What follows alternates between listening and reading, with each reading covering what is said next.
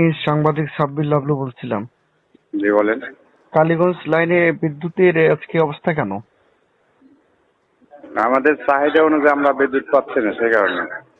তা পাশের যে আরেকটা লাইন আছে আপনার আমিনগঞ্জ লাইন, সেটা তো এটা তো মানে সন্ধ্যা থেকে সেই লাইনে তো বিদ্যুৎ সরবরাহ না না ভাই, হুম বিদ্যুৎ থাকছে, 1 ঘন্টা থাকছে না।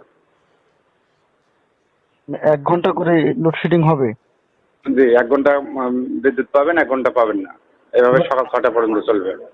আজকে আজকে আগামীকাল ঠিক হবে? আগামীকাল ঠিক হবে কিনা আজকের যেটা শিডিউল সকাল 6টা পর্যন্ত সেটা জানানো হয়েছে। আর আগামীকালকেরটা কালকে জানাবে। আমাদের চাহিদা 16 মেগাওয়াট, আমরা পাচ্ছি 8 মেগাওয়াট। আচ্ছা, এটা সব লাইনে একই অবস্থা? জি, একই অবস্থা। তো আমরা এখন আমি বর্তমানে 4টা ফিডার বন্ধ আছে আপনার। আচ্ছা, কিন্তু আমরা তো এই যে কালীগঞ্জের লাইনটা আমি যেটা দেখলাম, এটা তো ভাই সন্ধ্যা থেকেই অনবরত এই লাইনটাতে নেই। না না, আপনার কাজ না, আপনার সবগুলোতে একই